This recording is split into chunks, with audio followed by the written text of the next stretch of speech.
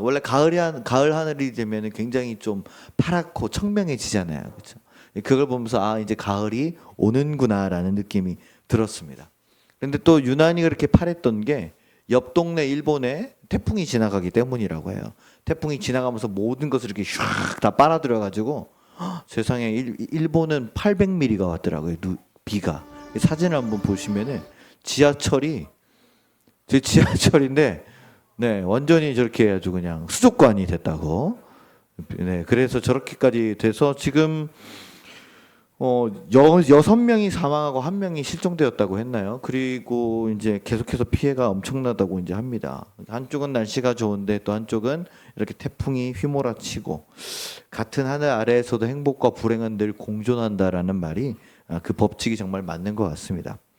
앞으로도 가을 태풍이 2개 정도 더 올라온다고 하더라고요. 그래서 이게 또 어디로 갈지 우리가 좀 잘 봐야 될 것 같습니다. 우리가 지난주에는 과대포장이라는 제목으로 우리가 그리스도인의 정체성에 대해서 이야기를 했고 오늘도 그런 비슷한 맥락에서 이야기를 좀 하고자 합니다. 내 신앙이 과대포장되어 있는 것 같아 보여도 문제지만은 그거보다 더 문제는 겉보기에는 문제가 없지만 속이 텅 비어 있는 게 더 큰 심각한 일이죠. 차라리 과대포장이 낫습니다. 왜냐하면 과대포장은 안에 뭐라도 들어있기 때문이죠. 하지만 허위 포장이라면 어떻습니까? 아예 안에 아무것도 없다면. 그런데 진짜 있는 것 같이 감쪽 같다면 아이 설마 우리가 그러겠어? 당연히 그렇지 않겠지만 오늘 말씀을 통해서 내 안에 믿음의 진실됨을 더욱더 쌓아가고 겉과 속이 일치되는 신앙이 나에게 얼마나 중요한지를 깨닫는 시간 되시기를 주님의 이름으로 부탁을 드립니다. 네, 오늘 우리가 읽은 이 마태복음 23장은요, 좀 속된 말로 예수님의 욕설장이라고도 불립니다.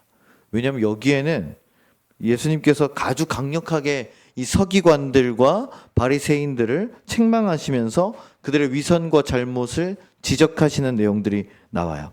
그런데 그 어떤 곳보다 예수님이 좀 강력하게 쓰셨던 표현이 있습니다. 화 있을진저라는 말입니다. 화 있을진저. 우리나라 말로 하면은 죽고 싶으냐? 좀 더 세게 말하면 너 뒤진다. 뭐 이제 이런 얘기일 텐데요. 헬라어로는 아우이라는 말인데 이것을 7번이나 썼어요. 7번. 7은 성경에서 무슨 숫자입니까? 완전수입니다. 그러니까 7번 이 저주의 말을 내뱉는다는 거는 너 확실히 죽는다. 너 확실히 이제 내가 가만두지 않을 것이다. 이런 얘기를 하셨다는 거죠. 특히 이 말은 저주, 슬픔, 불행을 표현할 때 쓰는 말인데요. 예수님께서는 심판이나 아주 강력한 경고를 할 때 쓰셨다고 합니다. 그러니까 너 그렇게 살지 마라. 뭐 이제 마지막 최후 통첩을 날린 것과 비슷한 것이죠. 그뿐만이 아닙니다. 이 23장을 잘 보면은 지옥 자식, 어리석은 맹인, 이런 회칠한 무덤, 선지자를 죽인 자의 자손, 뱀들, 독사의 새끼 이런 엄청난 욕까지도 예수님이 다 거침없이 사용하셨어요. 그 이유가 있습니다. 이 로마의 식민 통치에서 고통당하고 있던 이스라엘 백성들을 더욱 사랑하고 이 하나님의 뜻을 잘 가르쳐야 될 서기관과 바리새인들이 종교 지도자로서의 그 사명을 감당하지를 못하고 자기 의를 지키고 체면을 지키면서 어떤 이 가식과 위선에만 집중하는 그런 죄를 짓고 있었기 때문입니다. 그 사람들은 하나님의 율법에 대한 전문가고 또 늘 회당에서 예배를 드리는 사람들이지만 보여지는 이 모습을 더 중요하게 여기게 되었을 때 나타나는 그 가식과 위선이 결코 그들을 구원해 주지 못하고 오히려 하나님의 저주와 분노를 사게 됨을 예수님은 아주 강력히 말씀하십니다. 그런데 한번 여러분들이 서기관과 바리새인들의 입장에 대해서 한번 생각을 해봐 주시기 바랍니다. 그 사람들이 그렇게까지 예수님에게 강력한 저주와 욕을 먹을 만큼 잘못 산 것일까? 로마의 식민 통치를 받는 나라들은 거의 무조건 로마 황제와 로마의 신들을 섬겨야 되는 그 헬레니즘 문화를 무조건 받아야만 했습니다. 그렇지 않으면 전멸당하는 거예요. 그런데 이스라엘만 예외죠. 거의 유일하게 이스라엘만 그 나라의 그 하나님을 향한 그 믿음을 지킬 수 있었습니다. 그 이유가 뭔지 아십니까? 유대인들이 워낙 하나님을 믿는 믿음이 강력해서 뭐 목숨까지도 불사해서 그런 거 아닙니까? 맞습니다. 근데 이스라엘 그 역사에 보면은 신구약 중간사라는 게 있습니다. 신구약 중간사.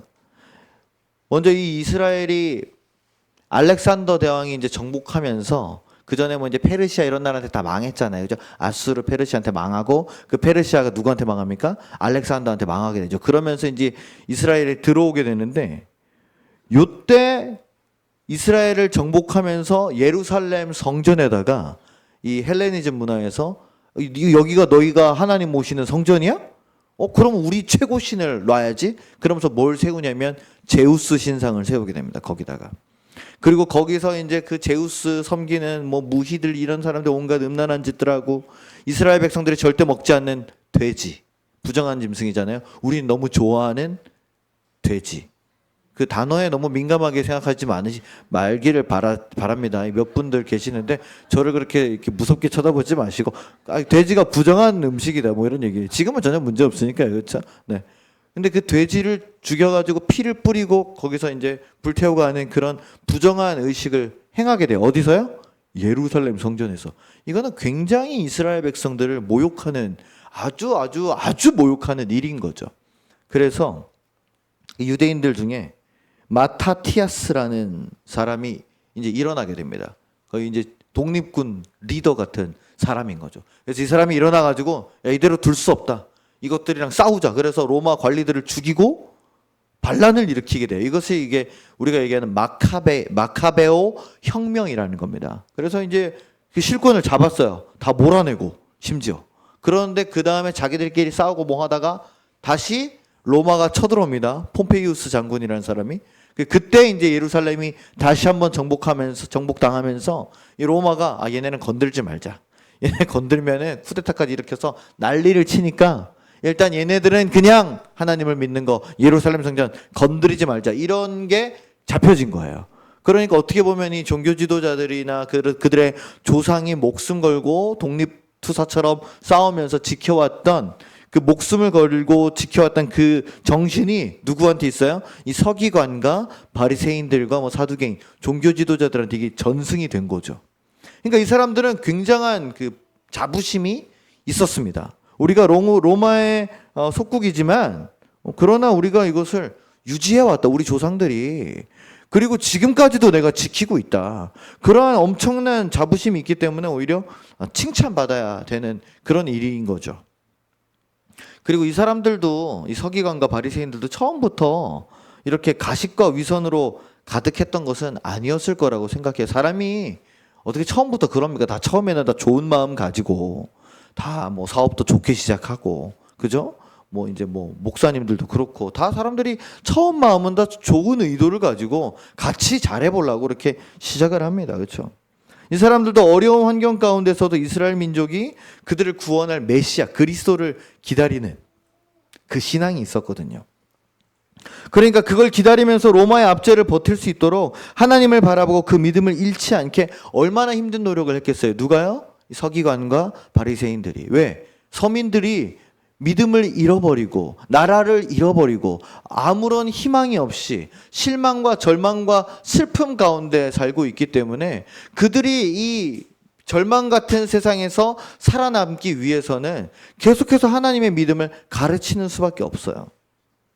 그런데 이스라엘 사람들이 그 믿음을 잘 받아들였을까? 우리 국희도 이제 선생님을 하고 있지만은 학생들을 가르치면은 말을 알아듣는 녀석이 있고 말 귀를 못 알아듣는 녀석이 있습니다. 100번 얘기해주면 100번 다른 얘기를 해요. 그래서 왜요? 모르겠는데요? 전 이해가 안 돼요. 전 그렇게 생각하지 않는데요? 이러면은 이거는 어떻게 뭐 하자는 건지 굉장히 어려워지죠. 그죠? 저는 아마 이스라엘 백성들이 비슷했을 거라고 생각을 하거든요. 그런 어려운 시기 가운데. 그런 어려운 시기에 하나님을 믿자. 나와서 예배드리자. 아니 나라가 망했는데 예배드리는 게 뭔 소용이에요. 그렇죠? 아니 지금 나라가 멸망당하고 로마 그 병사들이 맨날 와서 가게 다 때려부시고 집에 있는 거 다 가져가고 마누라 욕보이고 맨날 패고 이러는데 예배드려서 뭐 하는 거예요? 율법 지켜서 뭐 하냐는 거예요. 가뜩이나 힘들게 사는데. 그런 의지가 있겠습니까? 백성들한테? 그럼 이 서기관이라는 사람은 하나님의 말씀을 받아줬고 말씀을 가르치는 사람이에요. 바리새인들은 그 율법을 자기들이 몸소 행하면서 본을 보이는 사람입니다. 너희들 이렇게 살아야 된다고. 그렇죠? 그럼 자기들의 삶을 다 깎아내면서 말씀 가르치고 말씀 읽히게 하고 애를 썼는데 백성들은 그러든지 말든지 열심히 하세요. 그러고 있으니까 이 서기관과 바리새인들이 가르치는 맛이 났을까요? 그게 몇십 년 동안 됐다면은요. 그걸 할 수 있을까요? 점점 시간이 지나면서 이 신앙을 지켜내고 가르쳐야 되는 그 사명감이 아마 점점 무뎌졌을 거라고 저는 생각을 해요. 제가 13년 해보니까 목회가 결코 쉽지가 않습니다. 청소년, 청년들 신앙을 가르치고 바른 길로 이끌어가고 해보지만 이게 결코 쉽지가 않습니다. 100명 오면 10명 겨우 남는 거예요. 10명 겨우 남았잖아요. 그렇죠? 신앙을 지켜내는 것이 너무 어렵습니다. 그러니까 이 사람들이 이 기적을 기대할 수 없는 이 나라의 무력감을 맛보면서 그리고 아무리 가르쳐도 변하지 않는 이스라엘 백성들이 원래 어떤 족속입니까? 구약에 보면 하나님이 뭐라 그러죠? 모세가 목이 곧은 백성이라 그러잖아요. 구약 때부터 이 인간들은 말을 잘 안 들은 거예요. 그렇죠? 아무리 뭘 해도 목이 딱 곧아가지고 딱 이렇게 말을 안 들었. 그러니까 하나님이 인정한 족속이거든요. 하나님이 선택했지만은. 그 왜 이런 족속을 선택하셔가지고. 그죠? 우리 한민족을 선택했으면 얼마나 좋았을까. 빨리 이렇게 스파크가 튀었을 텐데. 그러니까요. 이 사람들이 서기관과 바리새인들이 점점 지쳐서 안 되겠다. 니네는 알아서 해라. 점점 지치니까 어떻게 해요? 자기들 것만 챙기는 거예요. 나라도 열심히 해. 그런 거 있잖아요. 다른 사람이 못하면 아무리 100번 얘기도 안 되면 이제 다 컸잖아요. 우리 뭐 예찬이도 군대 갔다 오고 뭐 하늘이도 20살이고 이제는 뭐 말을 듣지 않습니다. 부모가 얘기한다고 듣지를 않아요. 우리 집에 있는 것들만 해도 듣지를 않아요. 예. 지 화나고 지 기분 나쁘면 입을 딱 닫고 아무 말 안 합니다. 그럼 저도 아무 말을 안 해야 이게 넘어가더라고요. 네. 그러니까요. 어떻게 됩니까? 아유, 네 알아서 해라. 난 내 신앙 내가 지키면서 살랜다. 나라도 올바로 지켜야 나라도 하나님께 구원받지. 그게 있지 않았을까요? 그러면서 점점 더 그들을 경멸하기 시작했을 겁니다. 그래, 너 그렇게 살지? 그렇게 살아봐라. 하나님이 너 구원해 주시나 보자. 너같이 사는 건 하나님이 절대로 희망을 안 주실 거야. 근데 나 봐라. 난 이렇게 힘든데도 율법 다 지키고 있지. 그 270몇 개 하지 말라는 거 다 지키고 있지. 안식일 지키지, 예배 드리지, 말씀 해오지. 난 이렇게 살아. 이게 뭡니까? 그들을 경멸하고 그들을 멸시하면서 나한테 오는 게 뭐가 있어요? 우월감이 있는 거야. 봐, 나 이렇게 산다. 그러면서 그것들이 어떻게 되냐? 자기 의가 되기 시작하는 거예요. 나 이렇게 힘들어도 난 이거 다 지키고 다 나오고 할 거 다 한다. 너희는 그렇게 못 살지? 하나님이 너희는 구원 못 시켜도 나는 구원해 줄 거야. 그러니까 이게 어떻게 되는 겁니까? 이 가식과 위선이 더욱더 강화가 되는 거겠죠. 그러니까 그거에 집착하도록 만들지 않았을까 하는 그런 생각을 해봅니다. 우리가 살면서 가장 어려워하는 일이 뭡니까? 초심을 지키는 거잖아요. 시작한 거를 꾸준히 하는 거. 이 꾸준히라는 말이 얼마나 어렵고 힘들고 괴로운지는 우리 장년들은 다 아실 겁니다. 청년들은 아직은 좀 모르는 단계죠. 그거를 이제 뭐 배워가고 과정이 있으니까. 그렇죠? 꾸준히라는 것은 한결같이 초심을 지키며 변함없이 사는 일이 가장 어렵습니다. 그러니까 생활의 달인 같은 데 나오는 사람들 보면은 꽈배기 하나 튀기는데도 몇 년 했다 그래요. 이 몇 년 하셨어요? 35년 했어요. 예? 그러니까 눈 감고도 이렇게 밀가루 탁 만지면 딱 알잖아요. 이게 얼마만큼인지. 늘 바뀌는 환경과 상황들, 인간관계들이 폭풍처럼 나를 흔들어 댑니다. 또 세상은 엄청난 속도로 바뀌고 있어요. 어제 점심에 우리가 착한 낙지 먹으러 갔거든요. 녹양동에. 이게 맛있더라고요. 전 장암동이 맛있는 줄 알았는데 우리 진은호 전도사님이 녹양동 본점을 가야 된대. 그래서 왜 거길 가냐 그랬더니 거기는 음료수가 무한리필이래요. 이 굉장히 중요한 이슈죠. 예, 콜라 하나 시키면 2,000원씩 받는데 거기가 뭐 무한 리필이니까 음료수를 그냥 벌컥벌컥 마셔요. 그래서 이거 괜찮아? 그러니까 제로는 물이에요. 제로는 물이죠, 물. 그렇죠. 저도 뭐 이렇게 다 웃어 다 같이 먹었던 사람들이. 예? 근데 거기 가니까 세상에 로봇이 서빙을 합니다. 삥 이러면서 이제 로봇이 그 이렇게 생긴 거 있잖아요. 그렇죠? 찡찡 해서 찡 갖다 주더라고요. 야, 그걸 보니까 우리 정수가 또 요새 방산 모듈 같은 데서 이제 일을 하니까 저런 걸 보면은 앞으로 세상이 어떻게 될까 참 무섭습니다. 갑자기 그런 미래지향적인 얘기를 정수가 하는데 아무도 대꾸하지 않고 야 맛있다. 아무도 대꾸하지 않고 야 이 맛있는데 얼굴 벌게도 이렇게 낙지를 먹었습니다. 제가 무슨 얘기를 하고 싶냐면 이렇게 세상이 발달하고 있다 이 얘기를 하려고 그 낙지 얘기를 한 거예요. 네.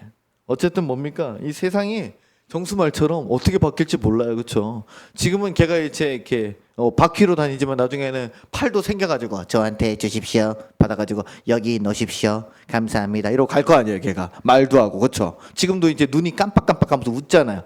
그죠? 대한항공이나 이런 데 가도 그런 게 있고 병원 가도 그런 게 있더만요. 그렇죠? 얼마나 이 세상이 바뀌는데 변함이 없다라는 건 오히려 어떤 겁니까? 뒤처진다는 이야기거든요.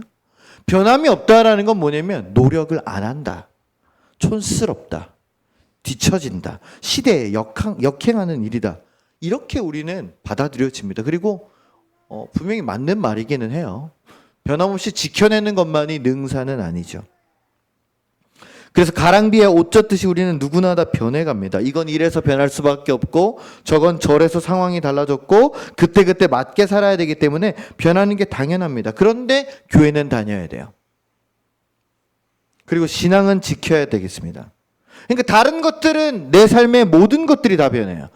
환경이 변하고 가정이 변하고 집이 변하고 사업장이 변하고 만나는 인간관계들이 다 변하는데 교회 다니는 것만큼은 우리가 지금 뭐하고 있어요? 지켜내고 있는 거예요. 문제는 내 삶을 구성하는 모든 것들, 내가 관계 맺는 모든 사람들이 다 변했는데 어떻게 신앙은 변하지 않게 지켜낼 수 있냐는 거죠. 여러분 이게 가능한 일입니까? 지금 우리는 그걸 가능하게 하고 있는 거죠. 내가 매일 하는 일들, 내가 매일 만나는 사람들, 내 머릿속을 채우고 있는 것들이 다 바뀌었는데 신앙만 안 바뀔 수 있어요? 이 약간 딜레마 같은 이야기 아닙니까? 다 바뀌었는데 이건 불가능한 일이죠. 그러면 내 머릿속에 내가 어떤 작용을 하냐면은 내가 이것을 잘 지켜내고 있다라는 방어 기제라는 것을 발동하게 만든답니다. 쉽게 말하면 뭐냐면 착각하게 만든다는 거예요. 내가 다른 건 다 바뀌었어. 그래도 내가 이것만큼은 잘 지켜내고 있어라면서 내가 하나님을 믿는 믿음만큼은 절대 포기하지 않아. 그 증거가 뭐야? 내가 일요일에 여전히 일찍 일어나서 교회를 나가는 거, 예배를 드리고 말씀을 듣는 거. 봐봐, 나 지금 여기 있잖아. 잘하고 있지? 헌금도 하고 성경 공부도 하고 수련회도 가고 내 선교도 간다. 잘하고 있지? 이런 생각을 하는 게 틀린 것은 아닙니다. 근데 이런 자기 암시가 반복되고 여기에 중요성을 두게 되면은 결국 바리새인들과 서기관들과 같은 이 종교 생활에 대한 외형적인 집착, 자기 만족이 심해진다는 거예요. 다 바뀌었지만 나 이거 잘하고 있잖아. 이런 어떤 여기에 사람이 어떻게 해요? 편집증적으로 착 꽂히게 돼요. 그러면서 누가 막 뭐라 그러면 굉장히 강하게 디펜스를 하는 거죠. 야, 너 다 바뀌었잖아. 아니야, 나 신앙생활 잘하고 있어. 아니야, 나 교회 잘 지키고 있어. 함부로 그렇게 얘기하지 마. 내 신앙에 대해서 이러쿵저러쿵 얘기하지 마. 너나 잘해. 이렇게 나가는 거죠. 굉장히 공격적으로 사람이 그 부분에 들어오면은 아주 예민하게 반응하게 됩니다. 그러면 어떻게 해요? 결국 가식과 위선이 나도 모르는 사이에 드러나게 되는 거죠. 참 무서운 일이 아닐까요? 최근 또 우리 사회를 뒤흔든 뉴스 소식이 있습니다. 이 바로 딥페이크 성범죄라는 거예요. 우리 사랑하는 여기 우리 여자 청년들도 있고 저도 딸들을 키우는 아빠로서 굉장히 화가 나는 일인데 요즘 AI가 엄청 고도로 발달합니다. 저도 AI를 쓰는 사람으로서 AI한테 뭘 이렇게 얘기를 하면은 뚝딱 만들어냅니다. 아주 그냥 사진처럼 만들어내. 제가 몇 번 보여드린 적도 있잖아요. 그렇죠? 교황님이 발렌시아가 패딩 입고 있는 이런 거라든지 그렇죠? 그런 거 제가 보여드린 적 있죠. 이제는 누구나 쉽게 사진을 합성하고 조작할 수 있게 됐습니다. 그래서 주로 이제 남자들이 이 텔레그램이라는 카카오톡 말고 텔레그램이라는 비밀 보장이 되는 아주 안전한 카톡방에서 이제 이런 자기가 알고 있는 뭐 여자 사람들의 어떤 사진을 얼굴을 주면은 그걸 누드 사진과 이렇게 합성해 가지고 이제 그걸 보면서 낄낄거리고 좋아하고 돈을 받고 판다는 거예요. 뭘 참 그렇게 하나. 그렇습니다. 그렇죠? 예전에도 이제 N번방 사건이라고 디지털 성범죄가 크게 문제가 됐는데 이제는 뭐 대학교 뭐 동기 뭐 선생님들 뭐 하여튼 뭐 알고 지내던 뭐 누구누구 하여튼 뭐 교회 사람들 이런 것들을 그냥 서로 우리가 다 SNS에 사진을 올리잖아요. 그렇죠? 그걸 다 빼가지고 얼굴만 나온 걸 오려다 그렇게 만든다니까 여자들이 살기가 너무 무서운 시대가 됐죠. 또 반대로 남자들도 잠재적인 성범죄자 같은 그런 거에 우리도 노출돼서 우리도 참 이게 조심스럽고 쉽지가 않습니다. 이 SNS가 발달한 시대 내 사진, 내 가족 사진을 함부로 올릴 수 없다는 그런 두려움과 불안에 늘 떨어야 된다니. 근데 사실 이런 딥페이크가 처음부터 심각한 문제까지는 아니었습니다. 이 포토샵 고수들이 자기 아는 사람을 이렇게 좀 재밌게 합성해 주다가 돈을 받게 되면서 그게 이제 엉뚱한 성적인 착취물로 변질되게 된 거죠. 그리고 그 방을 이용하는 사람들의 아주 변태적이고 음란한 취향까지 더해지니까 그 단톡방이 몇백 명씩 있다 그래요. 이 문제가 심각한 거죠. 그 더 위험한 건 이 텔레그램이라는 게 비밀 보장이 되기 때문에 누군지 알 수가 없다는 거예요. 그리고 겉보기는 아무도 알 수 없습니다. 그죠? 제가 제 핸드폰 까가지고 텔레그램 있는지 없는지 제가 보여드리지 않는 이상에는 모르시잖아요. 그렇죠? 그리고 텔레그램이 깔려 있어도 그 방을 다 들어가서 그 대화 내용을 보여드리기 전까지는 아무도 모르는 거예요. 그죠? 그러니까 겉으로는 아무리 멀쩡하고 뭐 목사고 종교인이고 뭐 대학생이고 올바른 청년이고 직장인이고 전문직을 다니고 유부남이고 애아빠고 뭐 할 거가 없다는 미성년자가 할 거 없다는 거예요. 아무도 알 수 없는 나만의 비밀의 방, 즉 가식과 위선을 떨면서 속으로는 이런 딥페이크 같은 아주 비밀스러운 죄를 아무렇지도 않게 즐기는 시대가 되었다는 게 얼마나 무서운 일입니까? 남자분들은 알 수도 있어요. 왜냐하면 교회 안 다니는 그런 친구들이 야 너도 여기 한번 들어와 볼래? 텔레그램에 초대합니다. 이런 링크들 다 보내주거든요. 주로 텔레그램이 다 그런 거예요. 뭐 주식 투자, 코인 리딩방, 그다음에 뭐 이렇게 그런 지인들 딥페이크 방 하죠. 물론 뭐 사업상 비밀 보장이나 정보 보안을 위해서 쓰는 사람들도 있지만 이게 다 위험하다는 거예요. 가식과 위선이. 예수님께서 하나님 나라를 전하고 사람들을 치유하기 시작했을 때 이 만약에 이 서기관과 바리새인들이 야 드디어 우리가 기다리던 메시아가 왔다. 저분이 진짜구나. 몇 번만 얘기 나눴을 때 처음에는 적대적일 수 있습니다. 그러나 몇 번 얘기해보고 기적을 보고 예수님이 이렇게 딱 하시는 거 보면은 야 이분이다라는 그게 생각이 안 들까요? 깨달아질 수 있을 것 같은데 만약에 그렇게 했을 때 예수님께 냅다 달려가서 예수님 저희한테 맡기시죠. 저희가 사람들을 모으겠습니다. 저희가 회당에 모으겠습니다. 저희가 적극적으로 예수님을 변호하고 예수님이 전하시는 것을 우리가 쉽게 풀어가지고 사람들한테 가르치고 모으겠습니다. 이랬으면 어떻게 됐을까요? 역사가 달라졌겠죠. 그렇죠? 아마 우리가 알고 있는 이 성경 내용이 달라졌을 것 같아요. 그런데 그렇게 하지 않았죠. 자기들이 지켜왔던 이 가식과 위선이 어떻게 들통날까 봐. 오히려 예수님이 이렇게 말씀하시는 것 때문에 자기들이 망신당할까 봐. 이 체면이라는 게, 이 자존심이라는 게 사람을 굉장히 궁지로 몰아넣는 것 같아요. 저도 마찬가지고 우리도 마찬가지고 우리의 어떤 모든 치부를 다 까집어내서 저 이런 사람입니다. 그런데도 저를 목사로 받으시겠어요? 아니 저런 사람의 설교를 내가 왜 들어? 그럴 바에는 유튜브 설교를 듣지. 그러지 않겠습니까? 누구도 이런 얘기를 못 하는 거예요. 누구도 이런 치부를 100%, 120% 우리 아내에게도 우리 가족에게도 완전히 까놓지를 못하는 거예요. 왜요? 망신당할까 봐. 그나마 가지고 있던 이 권위를 예수님 때문에 뺏길까 봐. 그래서 어떻게 합니까? 예수님을 공격했죠.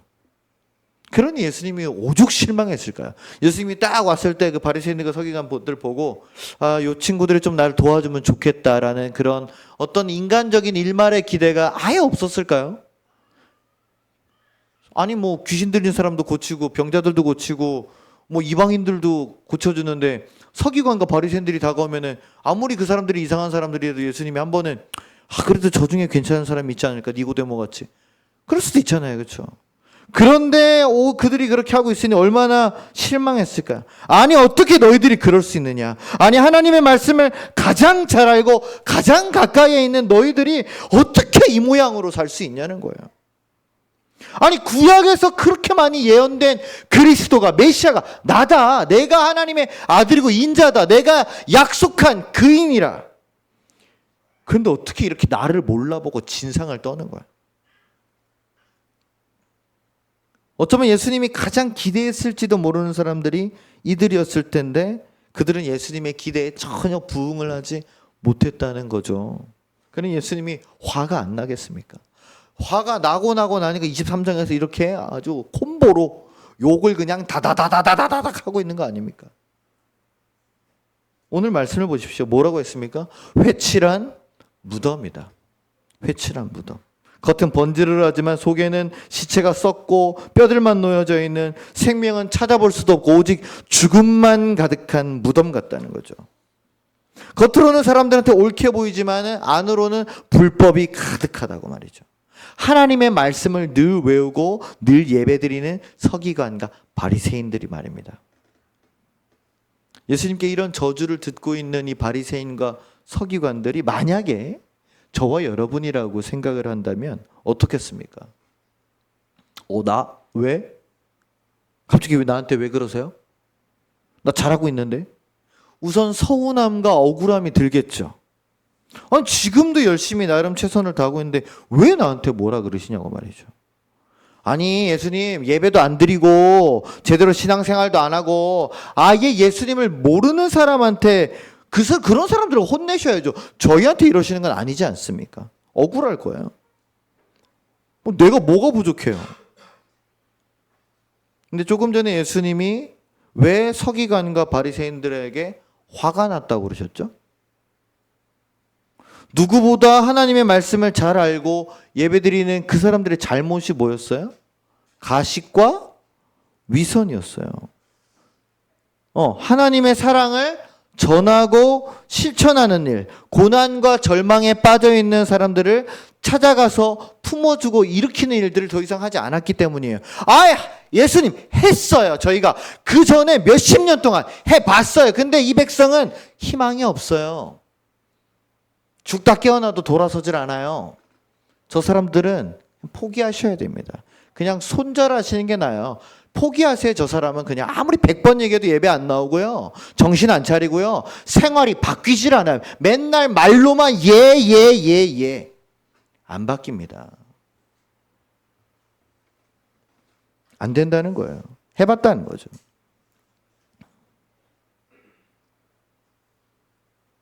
그렇다면 지금 나도 나의 신앙생활에만 머물러 있다면 거기에 자기 만족하며 더 이상 어떤 신앙적인 실천이 내 삶에 나타나지 않고 있다면 나 역시 예수님의 책망에서 자유로울 수는 없다는 이야기입니다.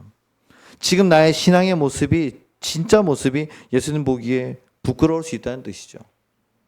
사실 이 말씀 앞에 가장 두려운 사람이 여러분 앞에 있는 저입니다. 우리 사역자들이고요. 또 여러분들입니다. 전 자부심이 있어요. 우리 교회에 대한 자부심이 있습니다. 그리고 우리 교인들과 아이들에 대한 자부심이 있습니다.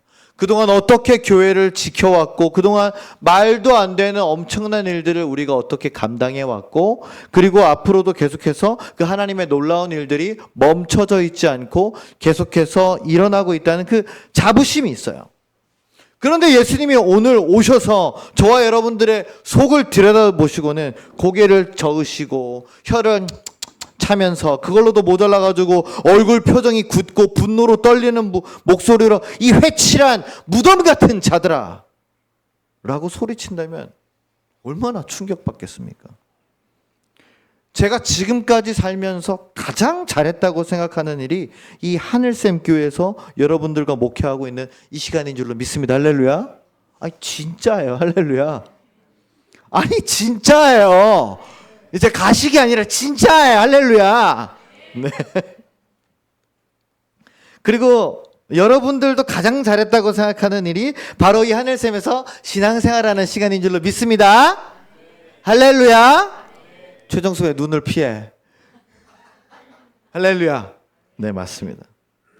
그런데 이 시간이 이 모든 것들이 껍데기뿐이라면은 회칠한 무덤같이 겉만 번지르르 하다면은 그리고 우리 속에는 그냥 허망하고 죽음밖에 남아있지 않다면은 얼마나 힘들겠습니까? 무슨 의미가 있겠어요? 지금껏 가장 자부심을 가지고 가장 고귀한 가치를 가지고 가장 소중하게 생각해왔던 이 믿음이 아무것도 아닌 것처럼 부정당해 버린다면 얼마나 하늘이 무너지는 충격 같겠습니까? 말도 못하고 그냥 무너져 내려서 억소리도 못하고 꺽꺽거리고 있겠죠. 주저앉아서 일어날 힘도 없을 거예요. 우리 신앙인이 가장 두려워할 일이 바로 이것 아닙니까? 나중에 우리가 죽어서 주님 앞으로 갔을 때 천국문 앞에 와서 예수님 저 왔습니다. 문 열어주세요 했는데 예수님이 나더러 주여 주여 하는 자마다 다 천국에 들어갈 것이 아니요 내가 너희를 도무지 알지 못하니 이 불법을 행하는 자들아 내게서 떠나가라.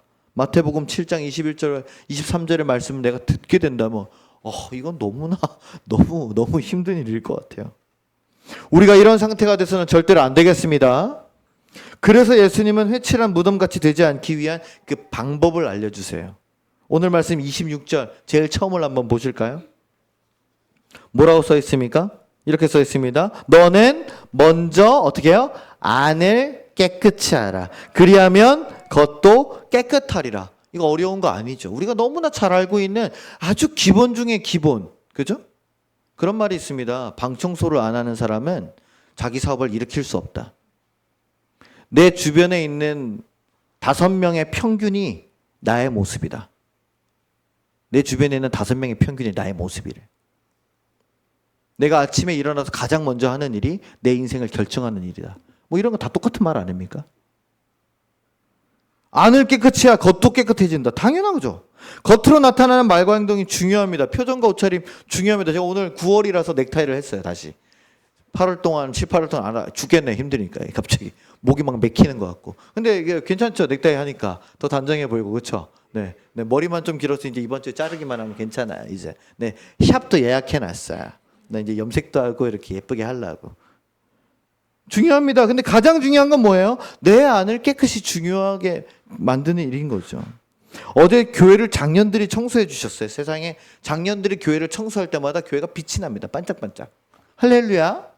어제 우리 정찬주 장로님, 정창국 권사님이 안 오셨기에 망정이지 저 두 분이랑 이상철 권사님, 전호재 집사님까지 오면은 다 드러내고 난리가 납니다. 요 등 위에 갓까지 다 닦아요. 그렇죠? 안 닦아주셔가지고 다시 먼지가 쌓였잖아요. 그렇죠? 네? 장년들이 청소하면은 청년들이 보지 못하는 거, 사역자들이 귀찮아서 안 하는 거, 애들이 대충 하는 거를 다 해버립니다. 할렐루야. 매주 청소했으면 좋겠네요. 퀄리티가 달라요. 그리고 요즘 교회 스타렉스를요, 세차장에 가서 맨날 세차를 합니다. 벌써 5번이나 했어요. 그게 우리 김충만 전선생님이 발견해가지고 저쪽 장암역 쪽에 월 구독 세차가 있습니다. 그게 얼마에 39,800원인가 그렇다는데 4번만 가면 이득이래요. 그래서 시간만 나면 목사님 세차하러 갔다 오겠습니다 하고 차 끌고 가서 웽 하고 오는 거예요. 벌써 5번 했더라고요. 할렐루야. 벌써 이득인 거예요. 제가 워낙 세차를 안 하니까 저는 그냥 자연에 맡기거든요. 비 오면 할렐루야 하면서 살짝 깨끗하게 해주고, 네, 뭐 이렇게 먹다 남은 물 있으면 이제 또 살짝 뿌려서 이제 살짝 닦아주고. 저는 그냥 자연 친화적으로 네, 그렇게 살아요. 그래서 교회차가 좀 이렇게 그랬는데 5번을 때를 벗겨내니까 차가 반짝반짝해졌어요. 근데 반짝반짝하니까 기스가 그대로 다 드러났어요. 그래서 이거 큰일 났네 그런 생각이 듭니다. 그래가지고 얼마나 열심히 전도사님들이 차를 쓸고 닦고 에어로 빨아들이고 청소하는지. 근데요, 신기한 게 있습니다. 스타렉스 외부를 그렇게 깨끗이 청소하잖아요. 그러니까요, 전에 안 보이던 게 보여요. 뭔지 아세요? 차 안에 유리창이 뿌얘졌어요. 그거 신기하더라고요. 약간 삼투압 현상인가? 바깥이 깨끗해지니까 안쪽에 유리창 안에도 분명히 때가 쌓였을 거 아니에요. 10년 동안 한 번도 내부 세차를 안 했으니까. 죄송합니다. 그런 차를 타고 다니셔야 돼요. 네, 차 내부 세차 비싸가지고. 근데 우리 승현이가 아빠 날이 추워졌나 봐. 왜? 유리창에 서리가 꼈어. 보니까 허연 것들을 이렇게 낀 거예요. 그래서 김충만 전선생님이 목사님 이거는 코팅이 벗겨지는 것 같습니다. 그래서 아니야 때야. 안 벗겨지 이거 안 닦이는데요. 잘 봐. 그래서 제가 이제 물티슈 가지고 팍팍 닦으니까 닦여지네요. 그래서 이제 제가 박지현 전선생님한테 부탁해놨어요. 약품을 갖고 와라. 스타렉스 유리창 스타벅스 유리창 닦는 걸 갖고 와라. 내부를 한번 해야겠다. 예? 그런 것들이 보이더라고요. 그죠? 유리창 깨끗하게 하면 또 이제 그다음에 뭐가 보일까요? 천장이 보이겠죠. 천장이 이제. 예. 그러니까 이런 것들을 다 깨끗이 청소하고 싶다라는 생각이 드는 요즘이에요. 재밌더라고요. 이 외부만 깨끗하다고 끝이 아닙니다. 그렇죠? 그래서 내면을 잘 닦고 관리해야 되는 것도 잘 압니다. 그런데 우리는요, 외부에 보이는 얼굴이나 옷차림에는 그렇게 신경을 많이 쓰고 돈도 쓰고 온갖 노력과 시간을 다 쓰는데 내면 관리는 그렇게 못해요. 내가 요즘 어디에 스트레스를 많이 받는지, 내가 요즘 어떤 고민이 있는지, 내가 뭐 때문에 쉽게 지치고 짜증이 나고 이렇게 화가 나는지를 내 스스로를 잘 들여다보려고 하지를 않아요. 요즘에 TV 프로그램 보면은 뭐 결혼한 부부들이 이혼 직전에 가는 그런 그 관찰 프로그램들이 굉장히 많습니다. 그죠? 뭐 오은영 박사님 나오는 결혼지옥 말고도 되게 많더라고. 한 번쯤 이혼 뭐 이런 것도 나오고 그러면 야 저렇게 안 맞는데 왜 결혼을 했을까? 라는 생각이 들 정도로 이제 그러면서 막 그 부부 싸움하면은 이럴 거면 나랑 왜 결혼했어? 노력하겠다고 했잖아. 이러면서 그 여자처럼 부부 아내가 막 울면서 남자한테 얘기하면 남자는 그만하자. 그만해. 그만하자고 계속 이 얘기만 반복하는 거예요. 그래서 야 진짜 왜 저렇게 결혼을 했지? 그런 생각이 들 정도인데 그러니까 이게 뭡니까? 그런 문제들이 왜 터져 나오는 거예요? 내면 관리를 못하기 때문이죠. 화가 나면은 스트레스 받으면 어떻게 해야 돼요? 그거를 내가 왜 스트레스 받지? 이걸 어떻게 건강하게 풀어야 되지? 이렇게 생각을 해야 되는데 스트레스 받아. 하지 마. 그냥 자. 먹어. 영상 봐. 자. 이게 뭐예요? 해결이 안 되는 거잖아요. 스트레스, 슬픔, 우울, 분노, 공황 이런 게 왜 나오는 거예요? 이게 안 들여다보고 내면 관리에 신경을 더 많이 못 쓰니까 그런 거예요. 내 마음의 문제를 하나님께 털어놓고 기도하고 말씀으로 좀 해결을 하면서 이 통제를 잘 해나가야 돼. 물론 이게 뭐 말처럼 다 되면 정신과 다 망해야겠죠. 그렇죠? 이 되겠습니까 이게? 안 돼요. 그냥 영상 보고 게임하고 음악 듣고 다른 사람 만나서 즐겁게 놀고 포기하고 자고 이게 지나가 버려요. 그나마 믿음 생활이라고 해서 일주일에 한 번이나 2번 정도 겨우 교회 나서 예배 드릴 때 말고는 내 믿음을 들여다볼 시간이 없어. 시간이. 언제 들여다보십니까? 내 믿음이 잘 가고 있구나. 노력도 하지 않아요. 그러니 내 속을 어떻게 깨끗이 관리를 합니까? 관리가 안 되니 문제가 생기죠. 내 안에 문제를 누구에게 털어놓기도 창피합니다. 혼자서 해결이 돼요? 해결이 안 돼요. 그러니까 끙끙 앓는 거죠.